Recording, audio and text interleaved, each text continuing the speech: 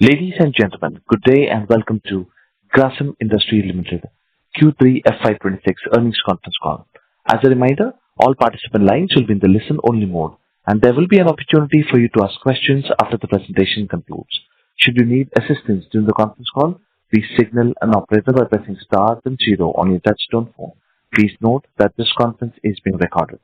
I now hand the conference over to Mr. Ankit Panchmatia, Head Investor Relations of Grasim Industries.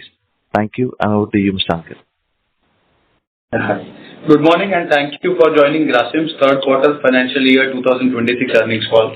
The financial statements, press release, and presentation are already uploaded on the websites of stock exchanges and our website for your reference. For safe harbor, kindly refer to cautionary statement highlighted in the last slide of our presentation. Our management team is present on this call to discuss our results and business performance.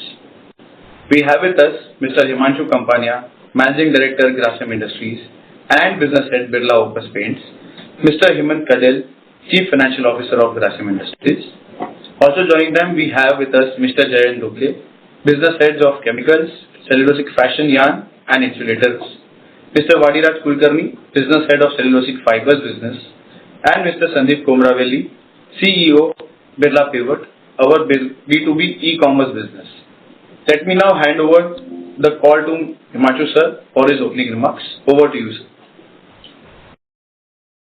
Good morning and a very warm welcome to everyone joining us today. At the outset, we wish all of you a happy New Year 2026.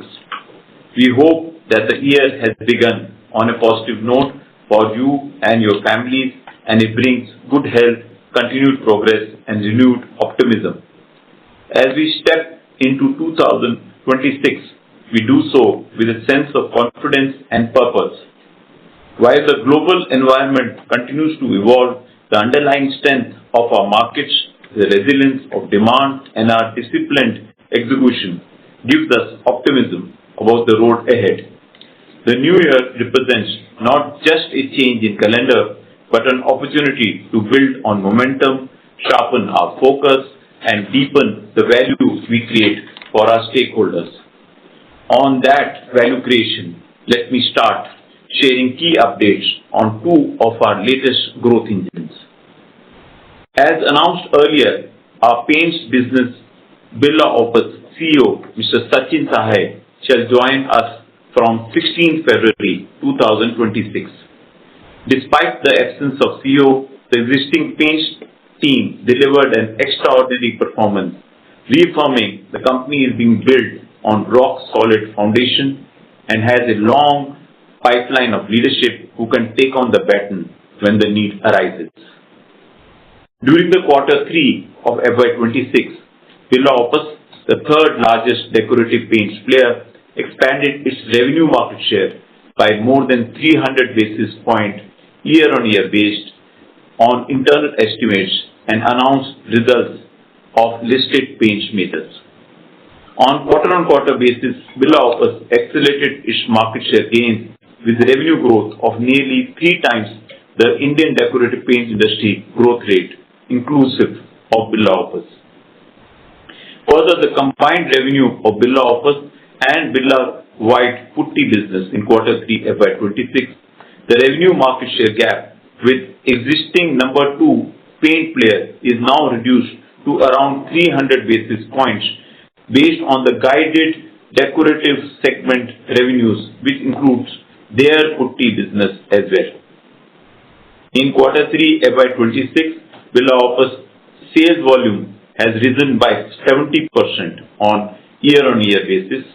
Early this January, Birla Opus has crossed the milestone of 500 million liters of paint sales cumulatively.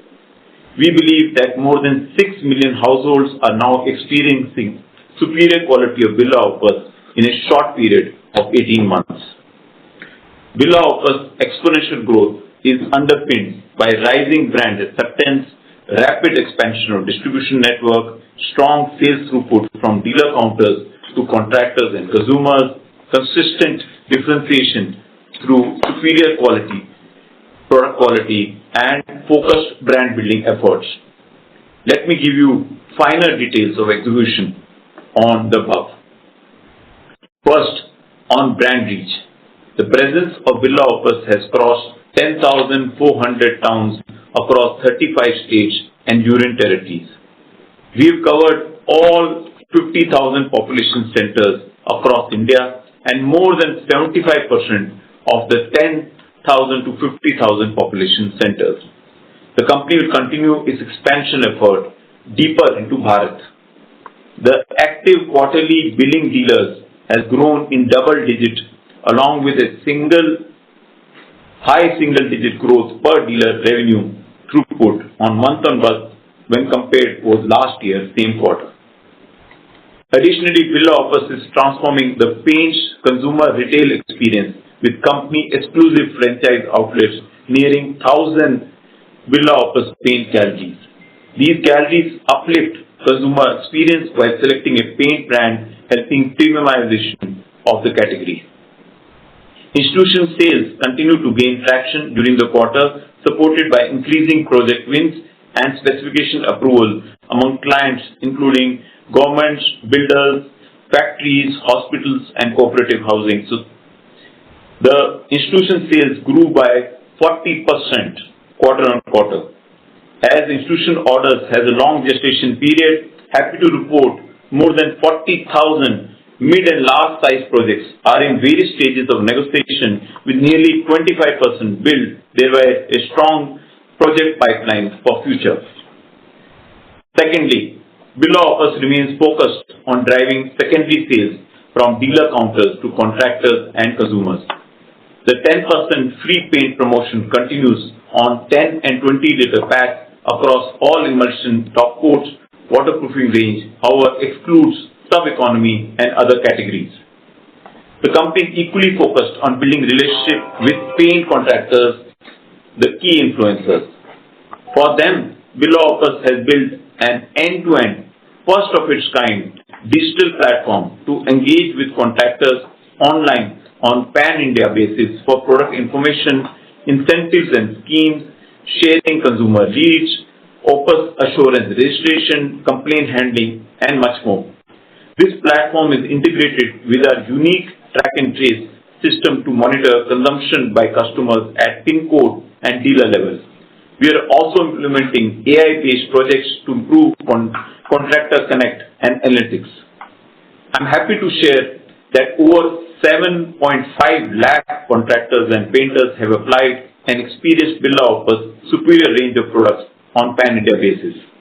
This online platform allows us to remain always in touch digitally with the unorganized painter community and instantly transfer accrued benefits to their banks on a click of a button from their app anywhere, anytime, and experience like UPI.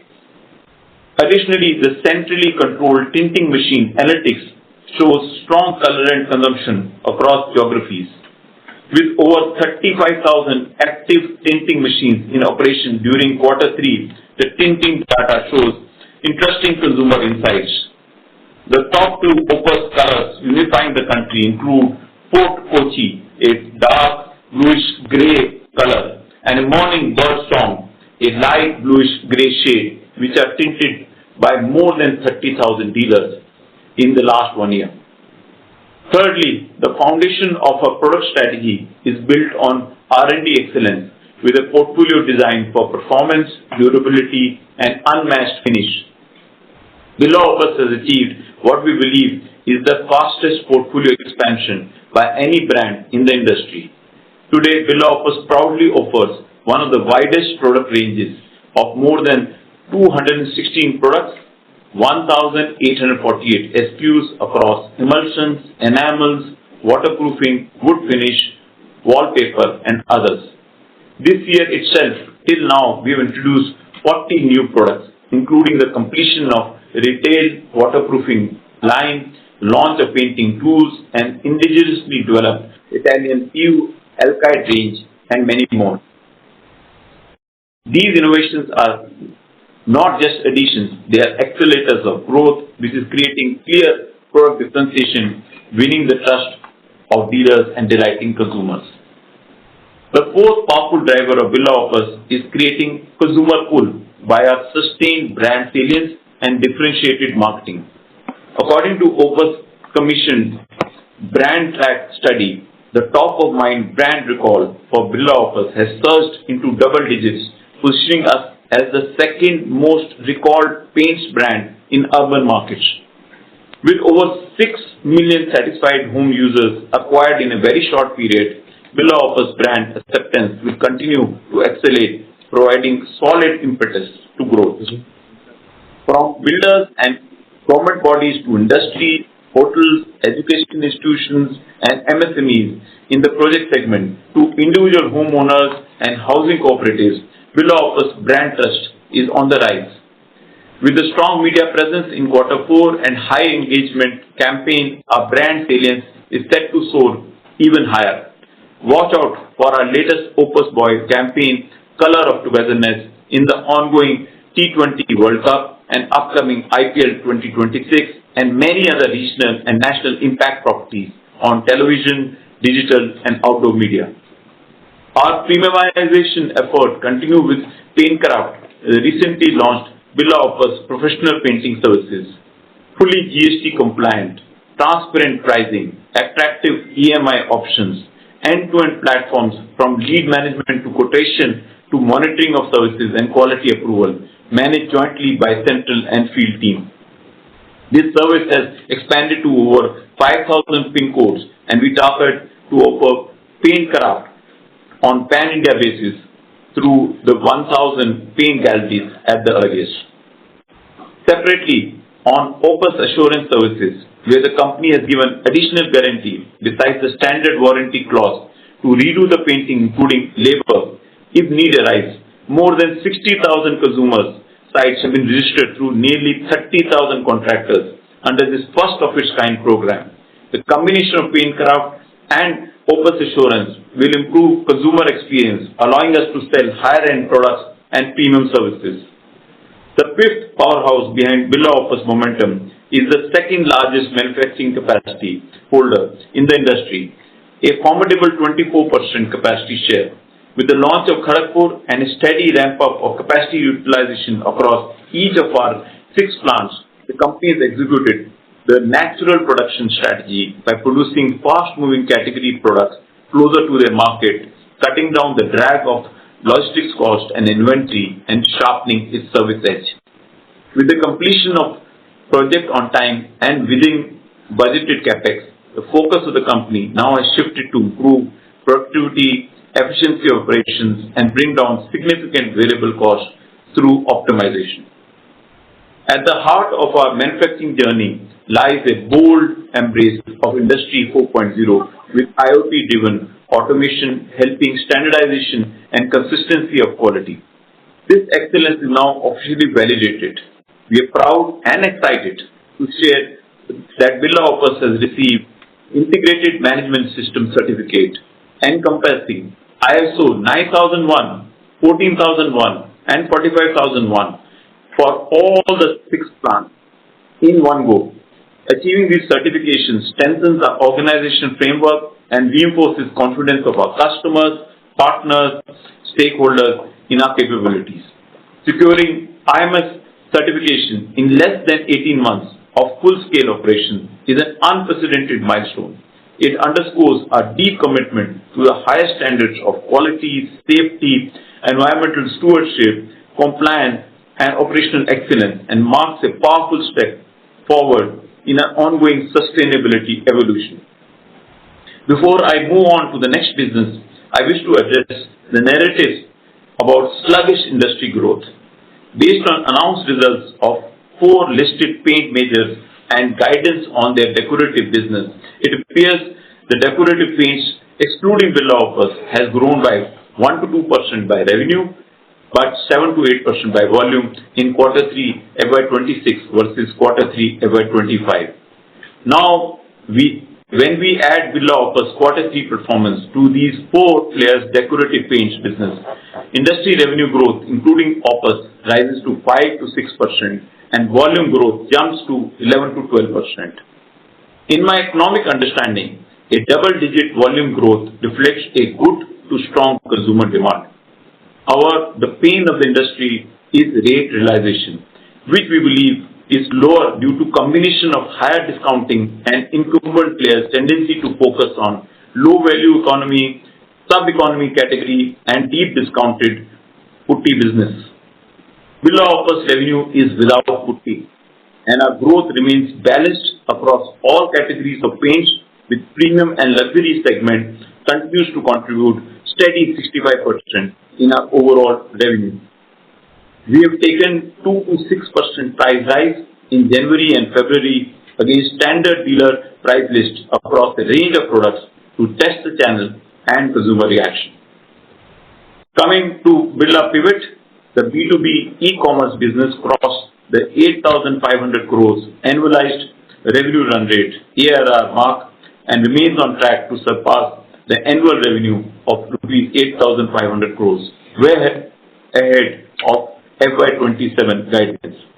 In a country as dynamic and fast-growing as India, the next great leap in commerce won't come from building another marketplace.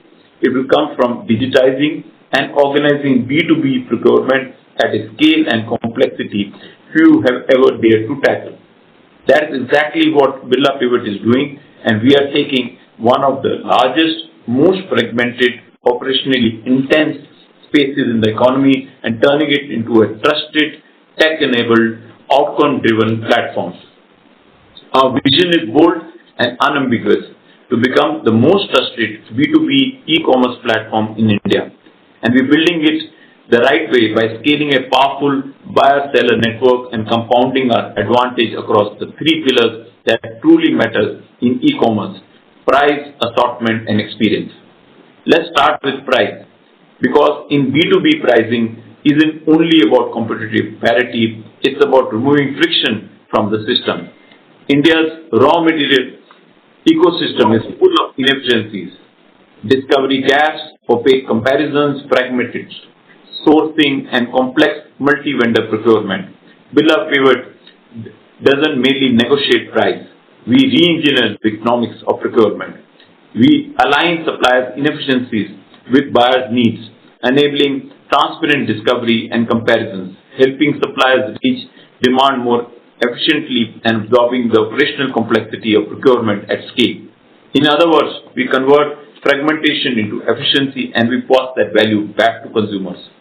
On assortment, this is where Birla Pivot is fundamentally changing how business and individuals buy project materials.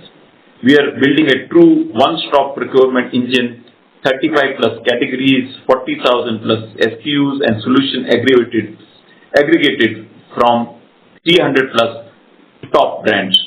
The product category is covering everything from steel to tiles, cement to chemicals.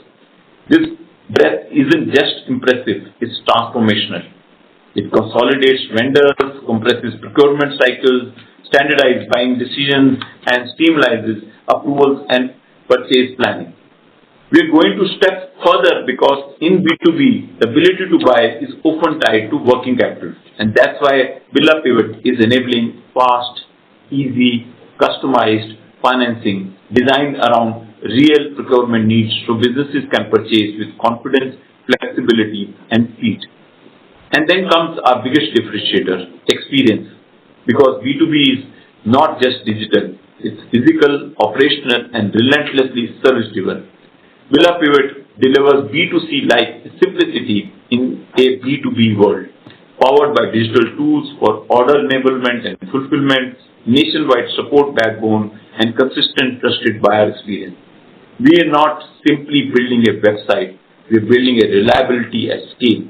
We are making complex procurement feel effortless, dependable, and repeatable. That's the moment when a platform stops being a channel and becomes a habit. This momentum is not episodal, it's network-led, value-led, and scalable. As categories expand, network effects deepen, and digital adoption accelerates, Birla Pivot is uniquely positioned to play a defining role in shaping and leading India's B2B procurement digitization growth story. This isn't just about growth, it's creation of a new infrastructure layer for Indian commerce. Moving on from new businesses and focusing on macros, India continues to stand out on a global growth map. India's domestic demand is resilient, investment cycle strength, and policy support have kept growth momentum intact. The most recent Union Budget reinforced this momentum with several strategic themes. First theme is government's continued focus on infrastructure, housing, and urban development would drive growth for Grasim's cement business. India's push towards self-reliance, manufacturing scale, and global supply chain integration would drive growth for our chemicals business. The recent GST rationalization focus on improving India's per capita driven by higher disposable incomes, better quality housing, and aspirational consumption would drive growth for decorative paints and premium textiles. Support for MSMEs by increasing finance democratization and integrating into organized supply chain would drive growth for Aditya Birla Capital and Birla Pivot. Lastly, a balanced focus on renewable energy and energy security will drive growth for our renewable and insulator business.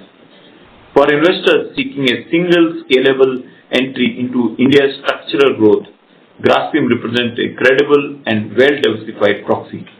As India's growth story unfolds through these diverse themes, Grasim businesses remain deeply intertwined with each of these structural pillars, presenting long runway of growth and value creation. Reflecting on this growth, I am happy to share that Grasim consolidated revenue for the current quarter stood highest at Rs 44,312 crores, an impressive improvement by 25% year-on-year, with building materials, financial services, cellulose fibers, chemicals, and even premium textiles and insulators firing on all cylinders. The 9-month revenue stood at 1,24,330 crores, up 19% year-on-year, demonstrating consistency of performance. Standalone revenue grew at even faster rate, reaching highest ever at Rs 10,432 crores, up by 28% year-on-year, with strong contribution from both core and new businesses. I would now like to hand over the call to Hemant, the CFO, to further discuss financials and key business highlights of other businesses. Thank you, sir. Good morning, everyone. It's my pleasure to interact with you all again. Happy 2026 to all present on this call. I am very proud to say that we have closed the calendar year 2025 on a high note with two of our new businesses on track to achieve their stated goals. As on 31st December 2025, the TTM consolidated revenue is nearly 1,70,000 crore, growth of 14% compared to FY25 revenue. Currently, standalone revenue on TTM basis stands at 38,191 crore, up 21% compared to FY25. Based on the current quarter revenue, standalone businesses are now at annualized revenue run rate of higher than Rs 40,000 crore. There has been a strong underlying growth across all the businesses. Consolidated EBITDA grew by 33% year-on-year to 6,215 crore. Standalone EBITDA grew at a faster pace with growth of 57% year-on-year to 585 crore. Starting with key business, building material, revenue for the segment grew by 30% year-on-year, driven by all-round performance across cement, paints, and B2B. Led by the sector's strong outlook, UltraTech is steadily expanding both size and scale. UltraTech's clear vision and disciplined execution have led current capacity to reach 194.06 million metric ton, with clear sight of reaching a capacity of 240.8 million metric ton by March 2028, which is a CAGR of more than 10%. The capacity expansion is critical from 3 or 4 perspectives. Firstly, it reinforces our role as a key enabler of India's infrastructure and development journey. Secondly, it enables us to grow ahead of industry curve. Third, It narrows demand and supply gap across critical markets nationwide. And lastly, it further strengthens UltraTech's leadership position. While capacity expansion remains core to our growth, we have embedded a culture of efficiency to ensure that our growth is resilient, sustainable, and cost-effective. Underpinning this strength is our EBITDA growth, which grew by 29% year-on-year with a EBITDA per ton of rupees 1,051. Our MD has already covered paints and B2B e-commerce business. Hence, let me now directly come to our core businesses of cellulose fiber and chemicals. Highlight for these core businesses is that while we can keep on discussing them individually, irrespective of commodity cycles, both the businesses combined have delivered consistent EBITDA. Leadership, innovation, sustainability, capital allocation, and cost effectiveness are key tenets to such consistency, which are an integral part of Grasim's growth strategy. Starting with cellulose fiber, the business has delivered EBITDA of rupees 491 crore, growth of 48% year-on-year. This is driven by three factors. First, improved realization due to favorable product mix led by exports. Second, operational efficiency due to volume growth. Third, declining input prices, mainly pulp and caustic.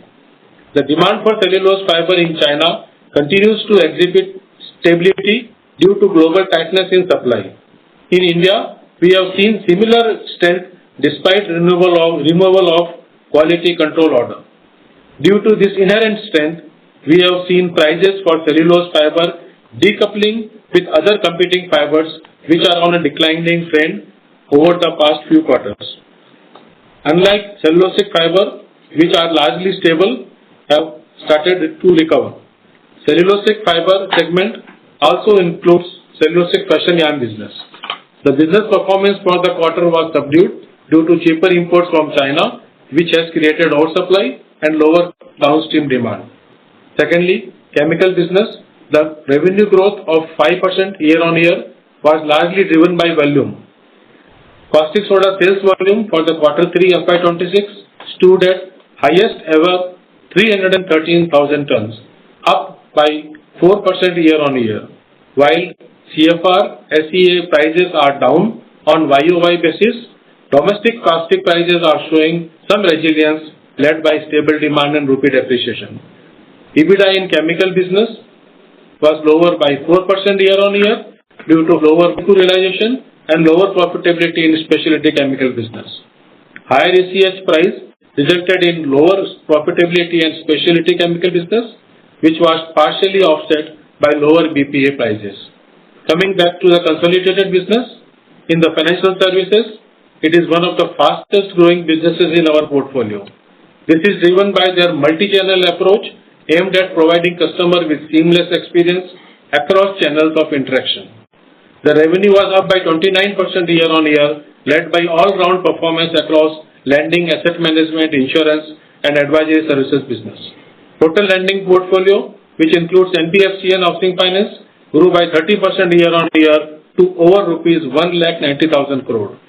On a strategic front, we would like to highlight the recent announced partnership with Advent International, which also marks an important milestone for Aditya Birla Capital.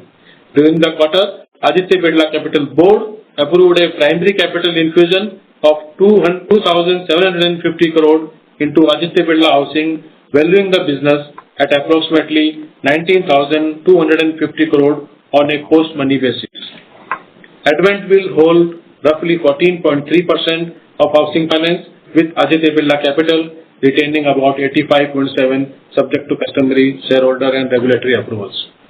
In other businesses, starting with renewable business, Aditya Birla Renewable grew by 82% year-on-year, largely led by higher capacities, which now stands at nearly 2% peak capacity, compared to 1.2 gigawatt quarter 3 FY25. Aditya Birla Renewable has announced a strategic investment by Global Infrastructure Partners, which is a part of BlackRock. This deal marks one of the largest primary private equity commitment into an Indian renewable company. GIP will invest up to rupees 3,000 crore, comprising of an initial 2,000 crore commitment with a green shoe option of 1,000 crore. subject to customary regulatory and closing conditions. Post this deal, the renewable business is valued at an EV of 14,600 crore. I am happy to say that this partnership is expected to accelerate Aditya Birla Renewables' growth trajectory as it builds on its operational and contracted capacity of nearly 4.3 gigawatt of peak capacity portfolio across solar, hybrid, floating solar and RTC assets and targeting scaling capacity beyond 10 gigawatt of peak capacity in coming years. This transaction brings not only capital but also the GIP's global infrastructure operating experience to support disciplined expansion and contribute meaningfully to India's energy transition goal. As regards CapEx, post-commissioning of Kharagpur plant, we have completed majority of the plant capital expenditure in decorative paint business. The capital expenditure spent on YTD basis is 1,310 crore. Focus now remains on phase 1 of Harrier Lyocell project for additional 55,000 metric tons per annum capacity of specialty fibers. As on 31st December 2025, net debt of the company stood lower at 6,882 crore compared to 8,277 crore in the same period last year, with net debt to TTM EBITDA healthy at 2.1 level. Let me now open the floor for Q&A. Thank you. We will now begin the question and answer session. Anyone who wishes to ask a question may press star and one on your touchtone telephone. If you wish to remove yourself from the question queue, you may press star and two. Participants are requested to use handsets while asking a question. Ladies and gentlemen, we will wait for a moment while the question queue assembles. The first question comes from the line of Naveen Sahadev with ICICI Securities. Please go ahead. Yeah, good morning, sir. I hope I'm audible. Yes. Yeah. So thank you for the opportunity, and also thank you for the detailed initial comments. Two questions. First, of course, on the paints business. So, needless to say, the company has done a commendable job.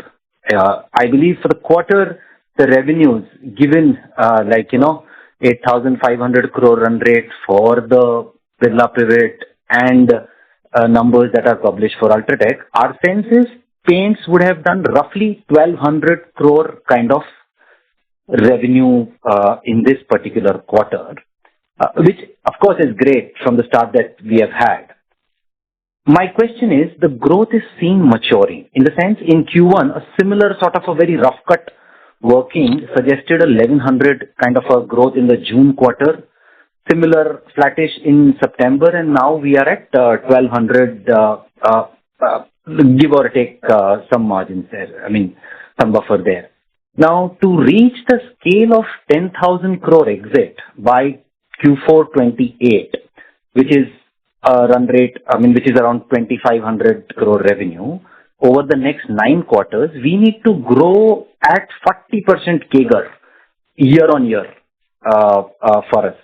So I'm just trying to understand, first of all, what different than now the company will do, or what convinces us now, given that the growth is maturing in the last 1-2 quarters.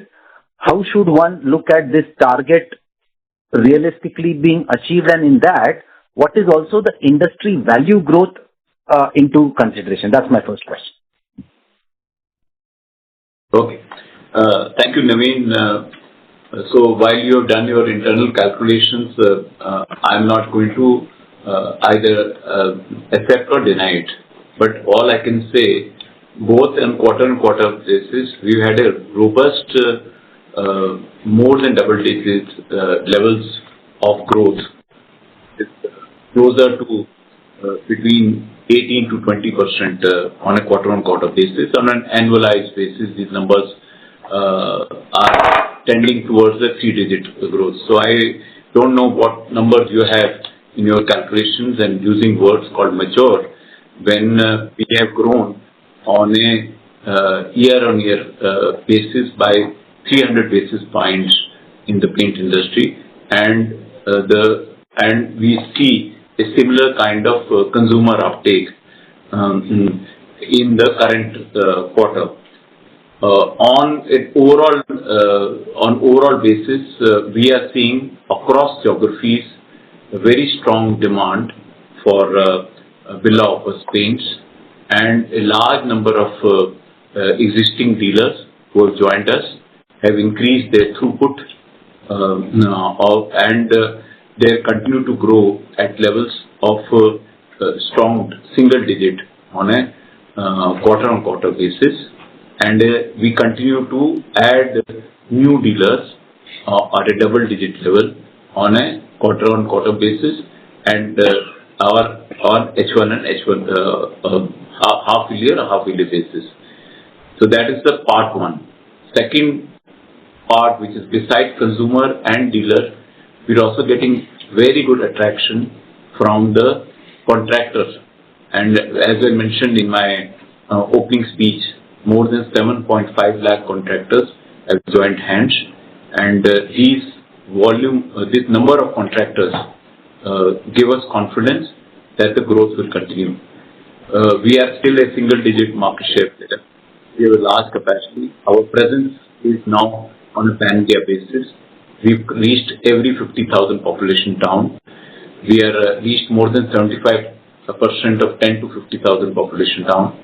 So the growths are happening. We have a large portfolio of businesses. Consumer demand is building up, and we remain confident and we continue to guide that we will deliver the 10,000 crore in the third full year of operation.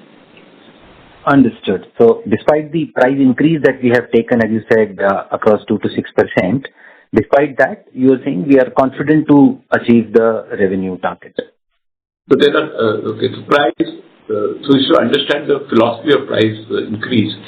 We always want to maintain a particular distance from the market leader, and we felt the distance was slightly more than what that was necessary, and we're bridging that gap. That is the objective of price increase, and there is no other objective. And we also want to test at what demand of consumer and contractor remains at the revised price. This is our first. Yeah, go ahead, please. And that's fine. That's it. Okay. Thank you. My second question then was on your Birla Pivot business, and of course, extremely fast execution, much ahead of expectation. But we had also, I think, hinted the first time we gave this target, the road to profitability or break-even for this business was also $1 billion kind of revenue run rate. So is it now fair that since we have achieved we are there, this business is breaking even or will start making positive contribution? How should one look at profitability for Birla Pivot from now going ahead? Thank you. These are my questions. Thanks. This is Sandeep here. On the profitability front, we are making progress similar to how we have done, how we have executed on the revenue side, and the growth has been, excellent over the last few quarters. We've been making good progress on bridging the gap so that we can get to break even as well. I think from our current estimates, we will exit FY27 at a break even level. That is our current estimate. Thank you. Thank you. Next question comes from the line of Rahul Gupta with Morgan Stanley. Please go ahead. Hi, thank you for taking my questions. Two questions. One, continuing on the pivot point. I remember earlier you had made a point earlier you had guided to cash break even by 2030. So you are now front loading it, accelerating it to fiscal 27 end, right? Rahul, I don't think we gave the guidance of 2030 earlier, but as I mentioned in response to the earlier question, FY27 exit, we should be exiting the year at break even, yes. Okay, that's great. My second question is on the continuation of the points you made. Point you made on the paints. You are testing waters with 2 to 6% hikes in January. Now it's early days. Can you please help us understand how the acceptance has been? And if we look at the industry which has been struggling with discounting, how should we look at the overall industry from here on? Or let me put it this way, how volume versus value gap should move over the next year for industry and you? Thank you. So, first and foremost, as I mentioned in the previous answer, the gap between the leader and us was high, and we've used this price increase primarily to be able to bridge the gap. We obviously still are a single-digit player, and our aim is to bridge the gap between our capacity, which is at 24%, to our current revenue market share. So that is part one. It's early time to be able to say what is the response to the price increase, because we've had certain of a range of products where we took the price increase on 28th of January, and the remaining range of products is happening on 25th of February. So it will be better I respond to the consumer and contractor response after the quarter four results are there, because we are still in the process of executing the price increase. But on a mid to long term basis, what is our view about the industry? We remain very bullish. There has been, as I mentioned in my opening speech, the industry in quarter three has grown by 10 to 11% or probably even 12% by volume. The challenges have been over focus on economy, sub-economy, and putty-based business. So if we stop the down trading, and if you notice, Birla Opus wants to operate a more balanced approach. It is making every effort to premiumize the service with the launch of its paint galleries, and where obviously the ratio of premium and luxury is significantly higher, and same is true for our painting services. So we're making every effort to premiumize and ensure that in the mix our rate realization remains at a similar levels to the volume, and our attempt is volume and value to both move in tandem.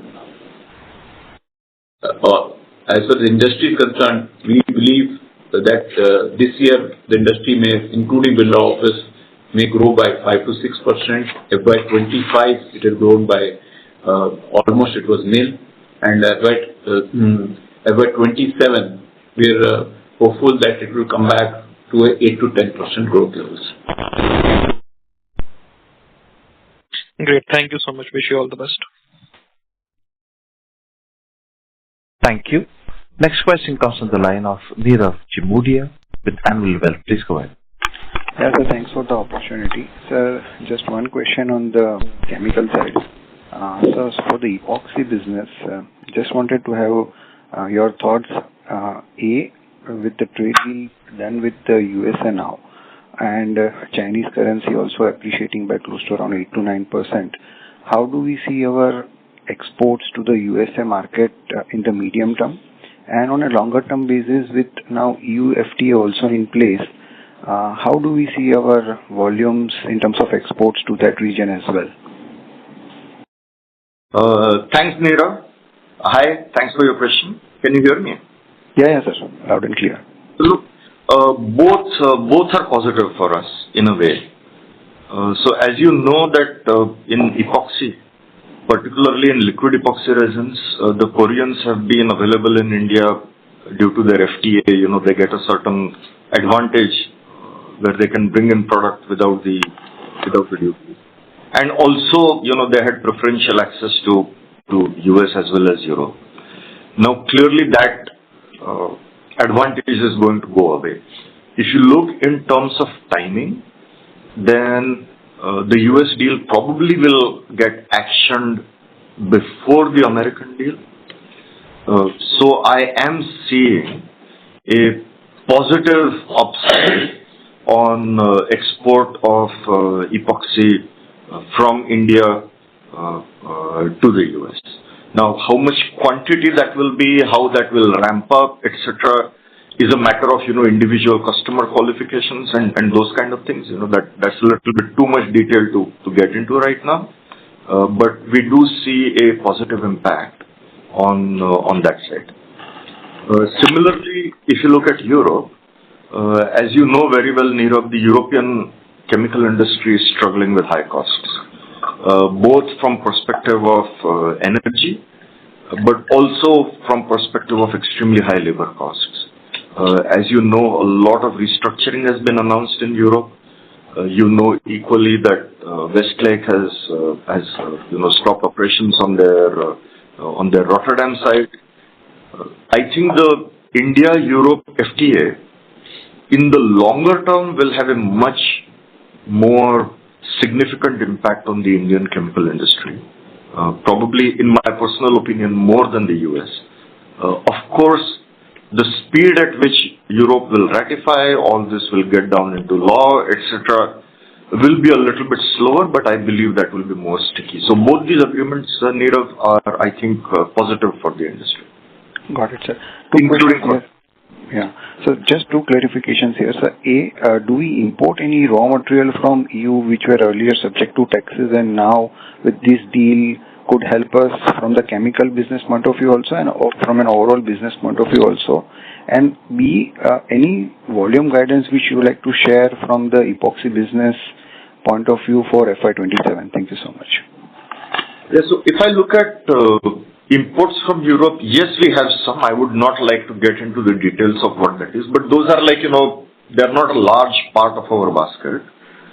So I don't see really a large benefit from that. What I may think of is, if glycerin prices continue to remain high, then the propylene route to ECH has its own competitive advantage, right? And several of the propylene-based producers are Western-based, but there is a logistic cost hurdle. So let's see how this plays out in the long term.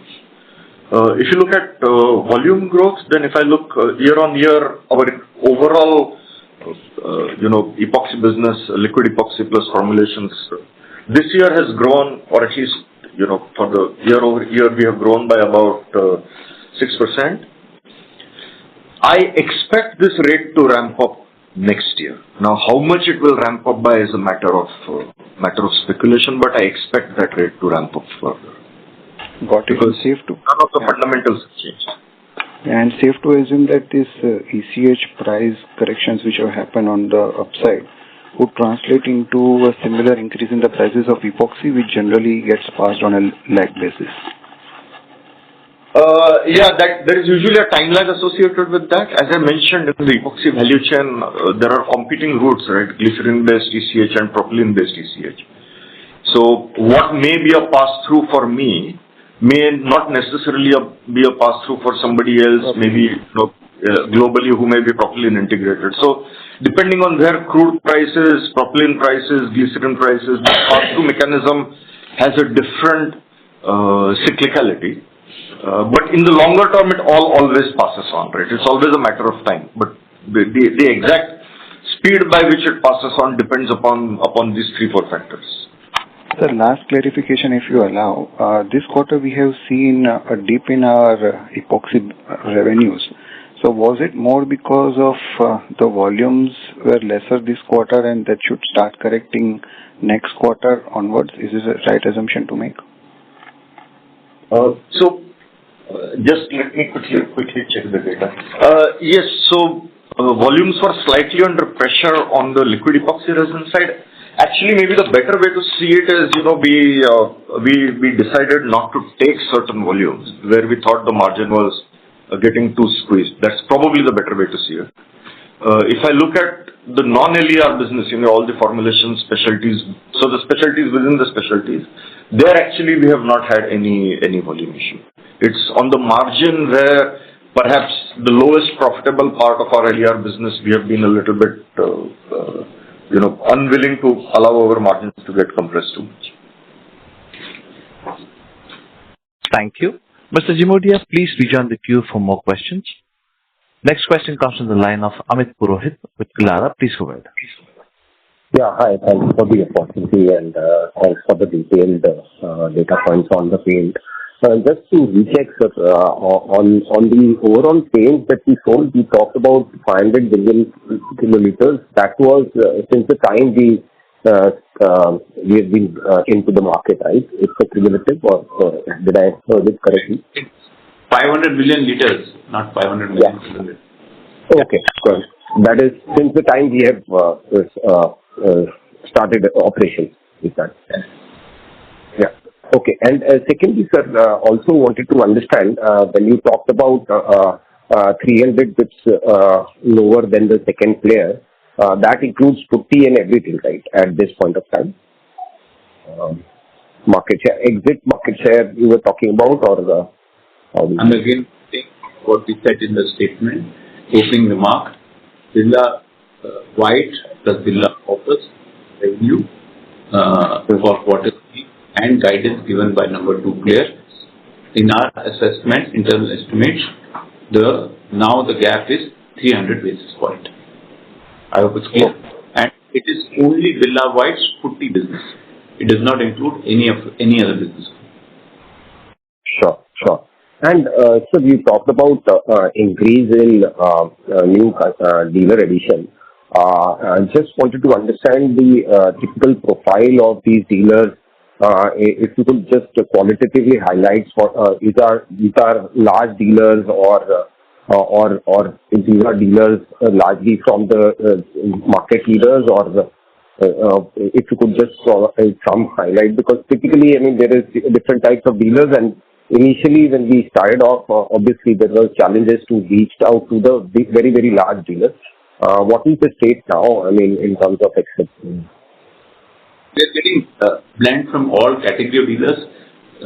In our internal assessment, we broken the dealers into A category, which are more than 3 crores, B category, which is 1 to 3 crores, C category, which is 30 lakhs to 1 crore, and D category into less than 30 lakhs.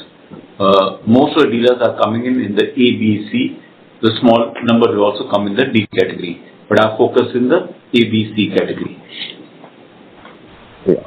And lastly, the price increase that we highlighted, that is more from a testing perspective, or is there any raw material pressure which or do you think that from now on the brand is strong enough to kind of take pricing and still it adds value to the entire channel as well? Just wanted to know your outlook as you highlighted that next year, FY27, the growth in the industry could be closer to about 8%.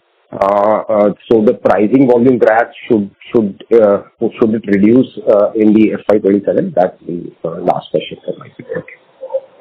First and foremost, there are no current raw material pressures. Second, we've been consistently maintaining that we are at a lower price than the market leader, and we felt the gap was higher, and we reduced the gap. That has been the strategy around there. It is not a price increase strategy per se as you're reading it. Please read it that we would like to maintain a certain gap with market leader, and we want to test at that gap what is the consumer response. There was an X gap that existed, and we reduced that gap. Sure. Thanks a lot. Thank you. Thank you. Next question comes from the line of Patanjali Srinivasan Patanja with Sundaram Mutual Funds. Please go ahead.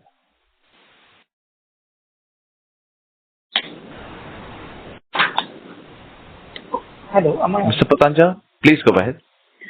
Yeah. Thank you for the opportunity. A couple of questions. So firstly, could you explain a bit on our share of retail business and institutional business? Because I believe we've grown pretty fast in our institutional business, but I was just trying to figure out if the base there is lower, or are we tilted more towards institutional business? Okay. So, to our understanding, the industry, retail and institutional business mix is 85-15. We are not yet there on that mix.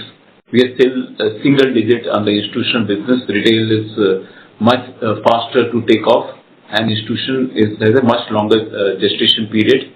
The message that I was communicating is that we have a strong pipeline, and hopefully by FY27, we should be able to come closer to the industry average between 12 to 15% on overall contribution from institutional business. So could you give me some numbers, sir, where we are in terms of range here?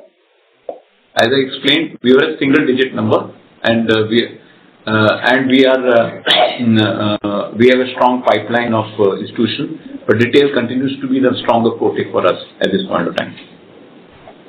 But institution is going faster. Sure. And just one more question I have. So this number of saying that 18% we've grown last quarter and all of that, there's just one part though where I've not been able to figure out.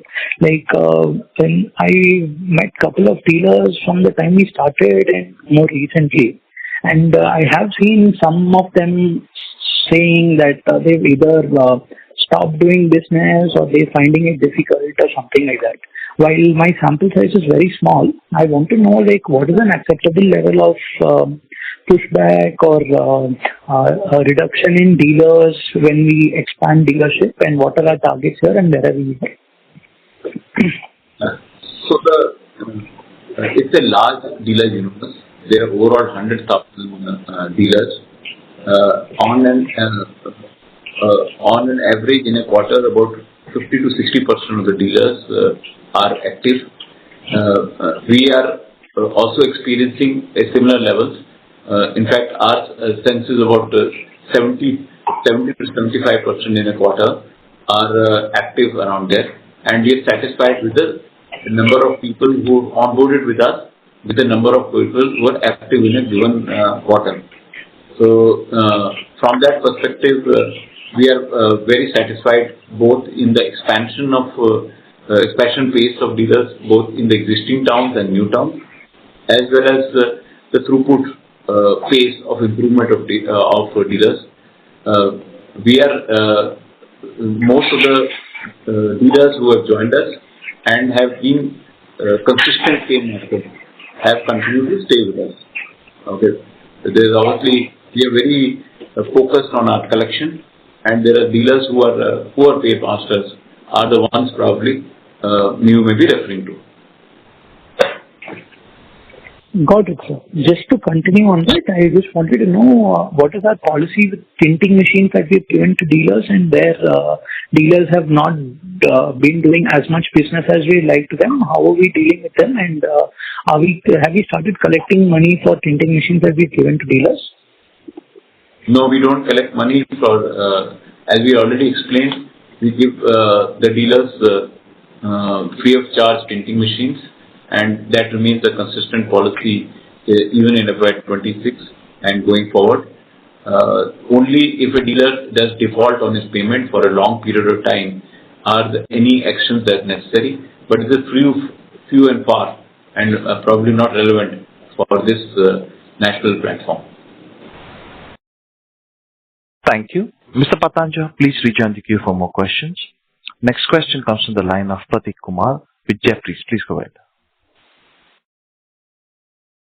Yeah, Dr. Sir, my question is on paints. Can you just confirm again while you talked about your revenue expectation maintaining for FY28, on what do you think on profitability? Other related question, you have seen some increase in interest expense during the quarter sequentially, and depreciation. Is this completely related to capitalization of 6 plants, or also is there any working capital changes which you expect because you're also increasing CC mix in your business? Thank you.